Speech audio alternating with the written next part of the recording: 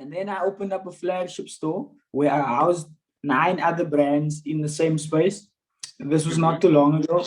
And that initiative was like, for me, that was when I stood there and everything was done, I was like, this is actually the end goal. Like, this is where I want to be. Like, this is, the idea is to kind of move, but take as much people with me as I move. So today on the call, we have Lenneth Bowers. Lenneth, how are you doing, sir? I'm well, thank you. I'm well. I'm well. I'm good. How are you? I'm excellent. I'm excellent. Thanks for being on the show, and I'm looking forward to our conversation. Lenneth, you want to tell us who is Lenneth Bowers? Sure.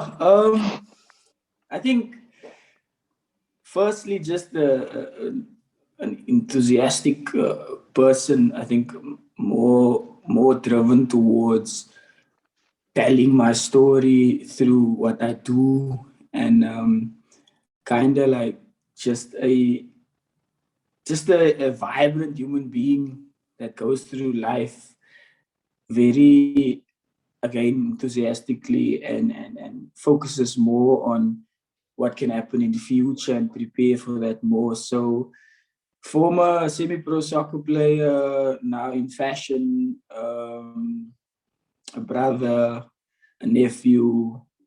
Yeah, and just more importantly, just a God-fearing man and trying to persevere and try and get my career to get it to the next level, I'd say. So awesome. So you mentioned I had a couple of nuggets over there. That is really awesome. But you want to tell us, first of all, like you said, you're in fashion. Speak to us a bit about fashion. What made you decide to get into the fashion industry?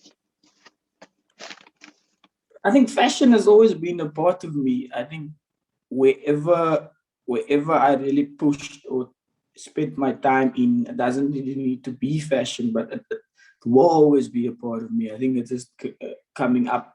I kind of like realize that, okay, I know that this is for me, and this is something that I'm passionate about, because I was always the one that tried, and up until this point, I always wanted to do more in fashion and be more, do the extra, if I make an example, I'd say, cool, whenever we go out, I always try and make extra in order for myself to stand out differently from everyone else. So everything I would get, I would alter. So when you get new sneakers, they're like brand new, you decide, okay, cool, let me customize them rather, that kind of thing. And that's when I realized, okay, but this is more than just me liking to dress up or me having a passion for this thing. This is actually something I would want to get to know more, which I'm still busy doing, which is something I would want to have a say in somewhat what goes on in this industry. I know it's diverse and it's big, but I think up until this point, I've enjoyed every minute. And that's when I realized I was much younger. It's just that I knew when everything didn't really make sense to me in a point where I'd say, okay, cool, let me alter here, let me edit here, let me customize here. And that's when I realized, okay, cool, must do more. Awesome. And obviously, like you said there, fashion is a way of you basically standing out, distinguishing yourself, basically as a form of expression. So where do you think this form of expression stemmed from? The fact that, you liked or preferred to stand out. Where do you think that came from? Because most people prefer to stand in. Of course. To blend in, at least. And the wild part is, well, from my angle, I think my personality does not say that. That's the thing. Like my personality, like I choose to speak when I'm spoken to. I choose to rather be, I wouldn't say introverted, but more laid back in the sense that people might just see a different kind of person or understand me differently. So I use that medium, which is fashion, as an expression. I use that to speak for me, and that kind of allows the next person to have an idea of what kind of person I am, and that's what I use, and that's why I'm so passionate about it. Is because it's you can see it, it's visual, so that allows you now to become more comfortable to speak to me or to try and connect with me, because there's a misconception usually that if you dress up like with too much effort, it kind of says a lot about you, which means you're more into those kind of things. But I think, in my opinion, it's a form of expression, and it was never a crime to kind of like take it to the next level. And what's funny is that at least 7 or 8 years ago, this form of expression was just an expression. Now it's a lifestyle. Like there's actual conferences happening for these kind of things. There's actual pages being opened up for people to get inspired to dress like other people. So that's what amazes me now. It's like it's more driven towards that idea where it's like it's okay now to somewhat dress different. It's okay to find yourself in a garment that might be not even unisex. Like even me, I shop at the female side too, my brother. Like the times have changed, so it's more, it's diverse now. And that's exciting. And that's when I realized, okay, cool, no, it's actually becoming a thing.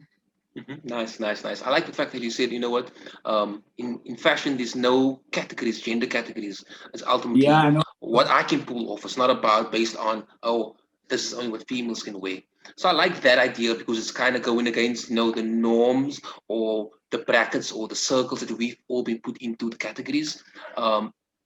So tell me a bit about, how did you start becoming comfortable in doing that? Like, because I know for me personally, I'm comfortable in wearing whatever I want to wear, but I won't necessarily go into a female section and go and buy clothes. Do you want to tell me a bit about the process of you becoming comfortable with that?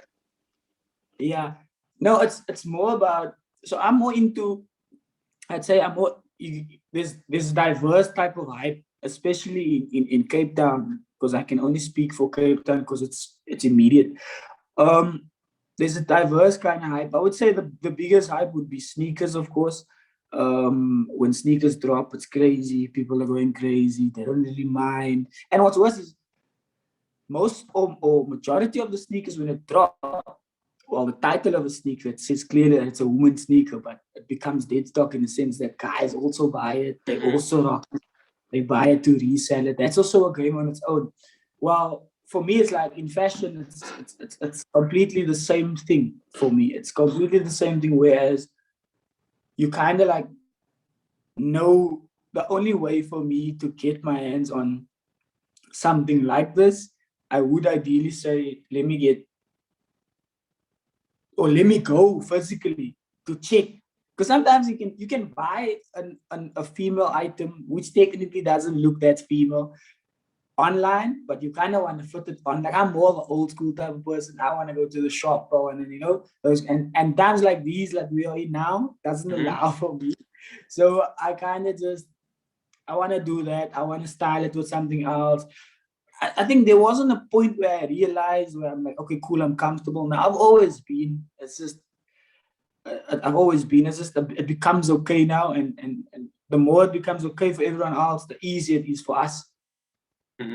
Powerful. Like I said, it's just something that you okay with, and like you say, because society or the narrative is expanding and people are more open to it, it's just something that other people are adopting as well. But it's something that you've always been into, and like I said, it's ultimately just a way of you expressing yourself because, like you said, it's standing out from the crowd. It's a great way to obviously let people like see who you are, what you like. So tell me a bit about, like you said, fashion has always been something that you gravitated towards. What do you think basically pushed you down that road? Because yes, we can like fashion, but it doesn't necessarily mean I say, you know what, I want to go trying to start building my own fashion label in a sense. What made you decide that, this is something that I can actually pivot in? No, I get you. I think when I realized that I want to start a fashion label, that's when I realized that I kind of don't want to create something that's just, because when I created my label, it wasn't for it must be different.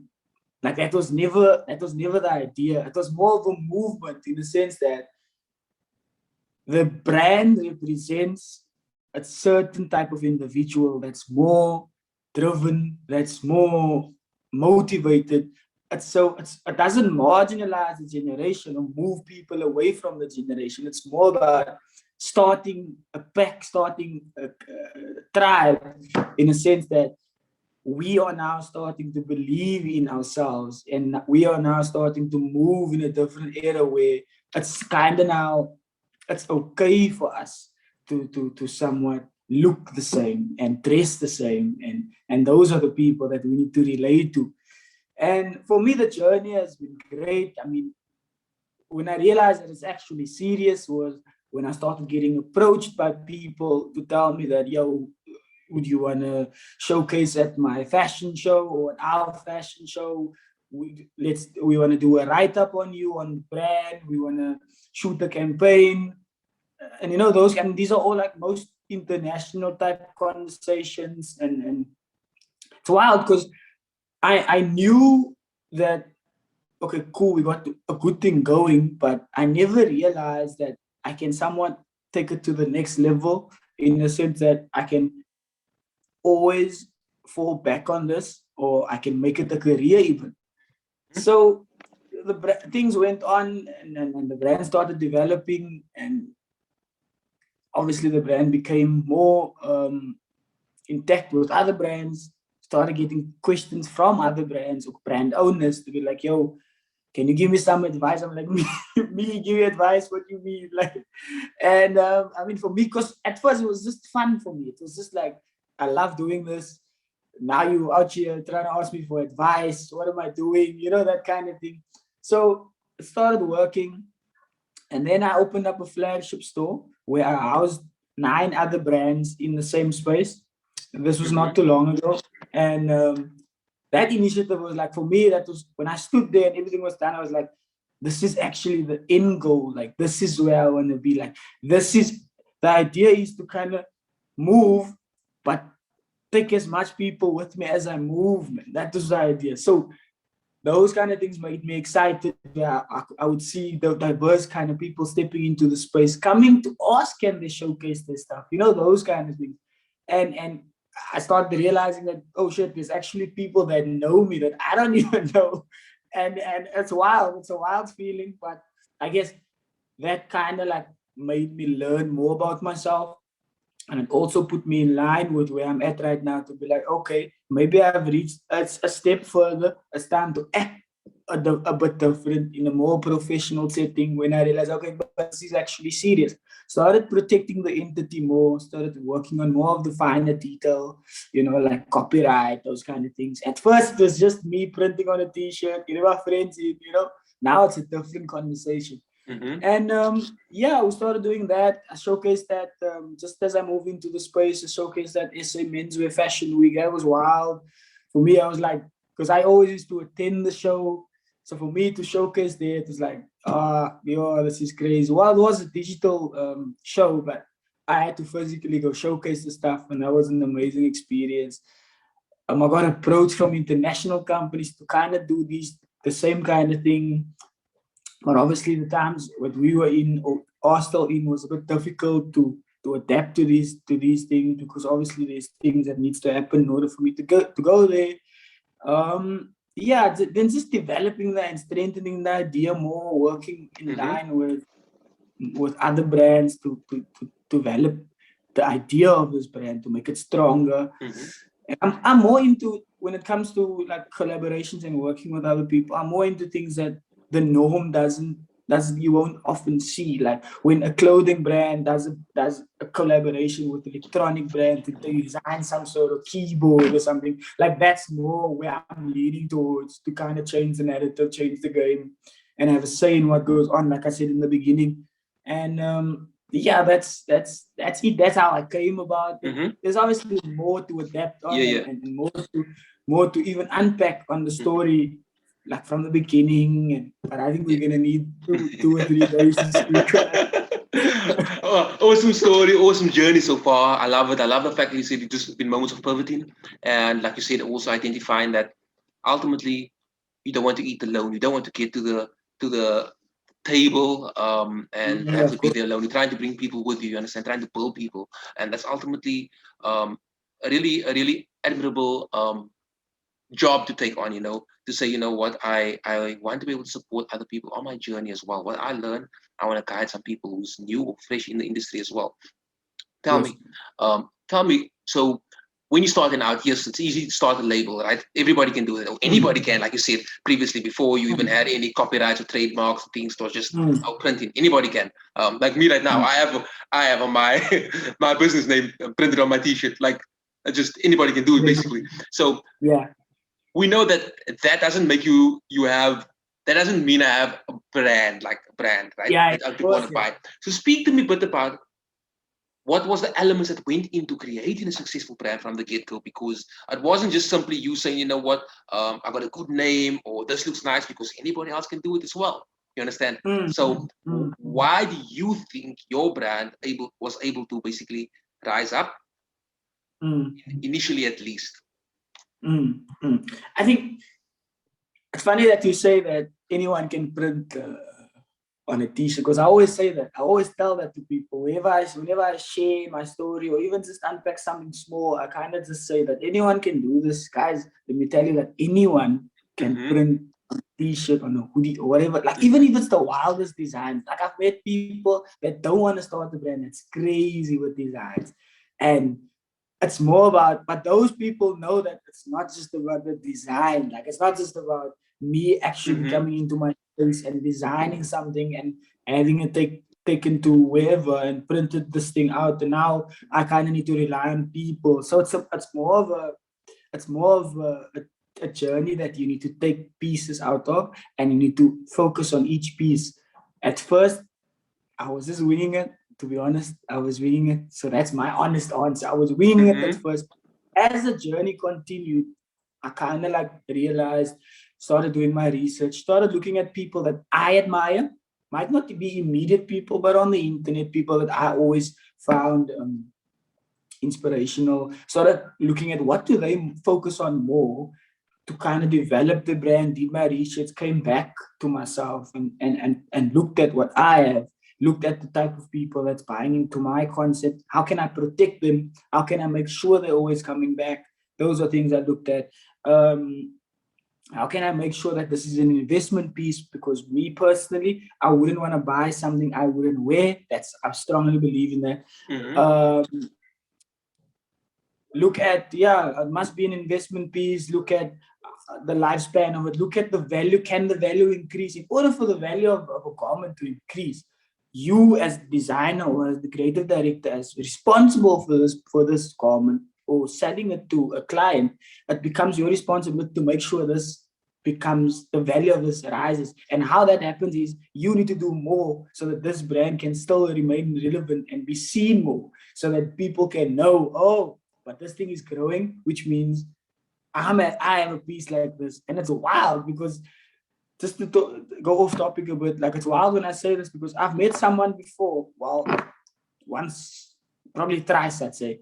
I met people in spaces that had on the garment, like full tracksuit, drip to the T, like, and I had a full conversation with the guy, don't know I'm the owner of the brand, those kind of things. So then I use that opportunity to kind of like be, okay, cool, let me have this conversation with him and hear what he has to say and what he thinks of this garment without having to know. Because if he knows I designed the garment, he kind of will just tell me what I want to hear. And then I just stood there and I just listened, and some wild stories about that where I just listened, and at the end of the night I told him, nah, I'm actually the owner of the brand, and then automatically his attitude changes, So I was like, oh, I was afraid of that, and now he's just like, wow, his whole attitude is changing. But yeah, can I just interject quickly there? What I like about that is the fact that you said, you know what, you did research on your customers. So, like, basically, what did they like? But you try to ensure that you got unbiased answers, because most times people, if they're going to know they're speaking to the owner or creator, like you said, their approach will be different. But instead, you said, you know what, I want to go in, I want to find out what my customers think, but I want to do it from a place of being anonymous, in a sense. So that's powerful, because there's many things that we can do in our lives right now. Is, first of all, the fact that you got the feedback from the customers essential, because it shows what you can continue to do better or improving, and what you must continue doing.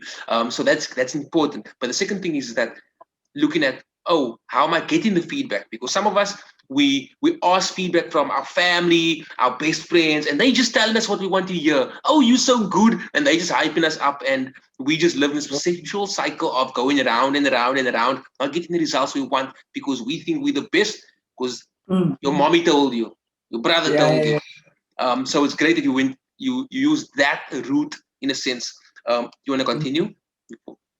Yeah, so I was just ending off to say that that's when I knew that I think it's important for me to now focus on that, to focus on analytics, to focus on also like the smaller detail. Like a lot of people don't know this, but I do take note of the smaller detail. And sometimes I've had people tell me before, but you focus on the small things, and these are not the things that's gonna get you. But I'm like, for me, it's like I'm not trying to be honest, I'm not trying to develop a multi-millionaire, or I'm not trying to develop a multi-million worth company. That's not the idea. Like for me, yes, if it's initially dead stock and it's so hard to get, and it's that product that's everyone wants on their hands at the end of the day, then by all means, God will, that will be great for me. But and for everyone that's involved and been pushing this brand. But I think it's more about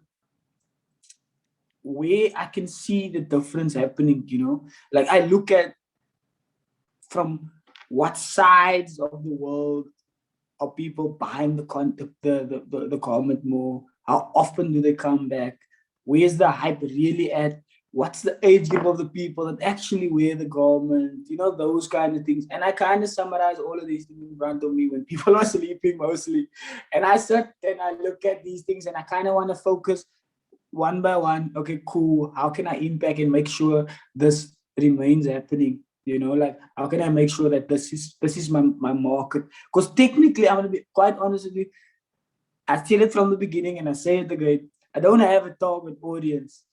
And that's wild because it's crazy. It's different kinds of people. It's just a matter of what type of collection comes out and what it looks like. And because technically for me, it's like I could see that on our sales report that someone's dad bought something, but I don't know if it's for his dad or it's for the son, those kind of things. But according to my sales report, there's a grown man that pulled up, those kind of things. And yeah, I'm more, I think what I can say is that what's important, in my opinion, is focus more on those things, focus on the execution, focus on the right timing, focus on what yeah, I guess in other aspects of life, it's not really important of what it looks like and what people have to say. But I mean, when you run an entity and it has an image, because technically your brand is just a visual. I'm not going to be standing up there and be telling people about analytics and exactly what the stats look like for the year. They don't want to hear that. They want to know what's happening next. Where's the new fresh stuff? Those kind of things. And so in everything else in life, in my opinion, like, yeah, cool. People say, I don't really care what people think about me. I want to do this because this is who I am. But unfortunately, when you run something that's visually seen and it's always in the eye, you have to worry about what people say. You have to worry about what happens next, because it's your way of expressing what's in your mind. So that's technically all I have to say about that. It's just that, like I said, the smaller things are important, the execution, how to kind of get to the next step every time is to take note of how you got there. You mentioned again a couple of powerful things, and this is the reason I asked the question about, initially, like, so what do you think separated you from everybody else? And you basically, to sum up what you basically said there, is the fact that you executed on how things look, how it come across to people, right? And that's ultimately just the element of marketing. Really powerful, but overall, like you said, okay, these are different elements and things that experiences that you're gaining from doing this that can be applied to many different pursuits in life, right? Many different pursuits, like you said. The thing that's separating you right now is the fact that you are able to, people want to see the garment, yes, but the garment needs to look good, it needs to be in top form, but there's things that's going on behind the garment that's making the brand grow, making the company grow, making you want to buy it. And that's the powerful part of it. For us to realize that if we want to build our company up, it's about also saying, okay, how can I not just be the best at executing, but also be the best behind the scenes at building, at getting people to know about what it is that you Yes. represent. Mm-hmm. Just to touch on that, for me, like, I think it's too common for people right now, especially right now. I'm speaking immediate now. Like, it's about how it looks right now. Life is just about how it looks for people. But within, we all know that there's a lot of things that need to come into place in terms of fashion or whatever brand that or representation that's happening. Like, yo, this I know I won't lie, there's like crazy people that I've met, creatives, designers that does like amazing stuff, but inside, like, they don't really have a control of what's going on inside. Like, they're just developing ideas and developing what needs to happen, and then it's there. Boom, here's the concept. It looks great. It looks great on the internet. Everyone's buzzing over it, but the revenue is cool, but again, like the marketing structure, the feedback, and those kind of things. So it never really feels like it's moving, in my opinion. Never really, I don't see it like that. But again, me being as an outsider, all I want to see is the visual. All I want to see is the thing developing. So you can't be out here telling me that, nah, we're still working on some charts to kind of see where we need to. Like, I need to know what's happening. It's putting something, it's operating. You know what I'm saying? Yeah. Give the clients what they want, basically. Yeah. Give them what they want, and still do what you need to do to ensure that you become the best in the industry.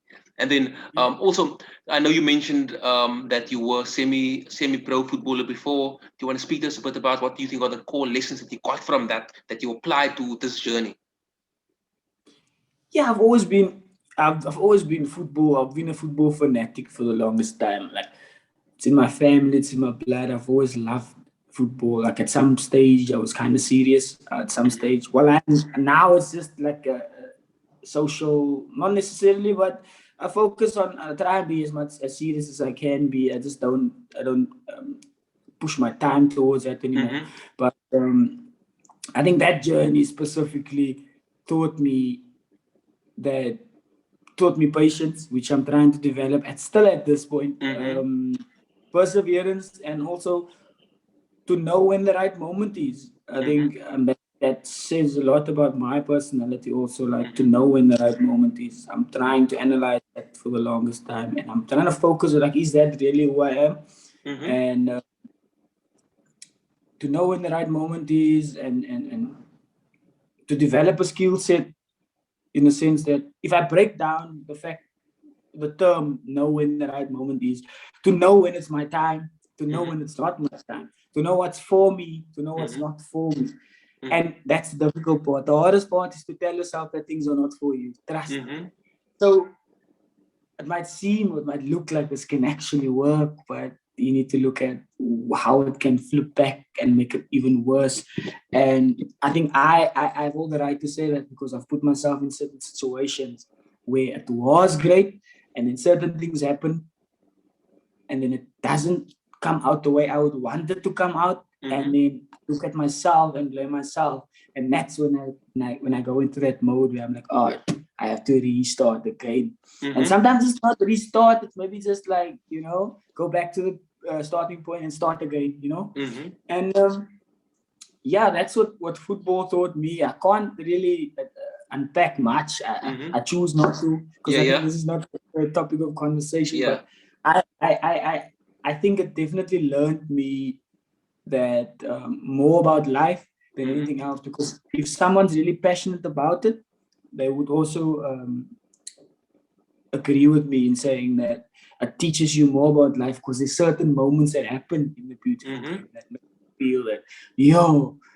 like you will spend hours and hours and hours trying to develop the skill or build a team or something that works towards something, and then the beauty of the game can bring that down, and you have Exactly. to Exactly. So yeah, that's what I learned. A lot of things.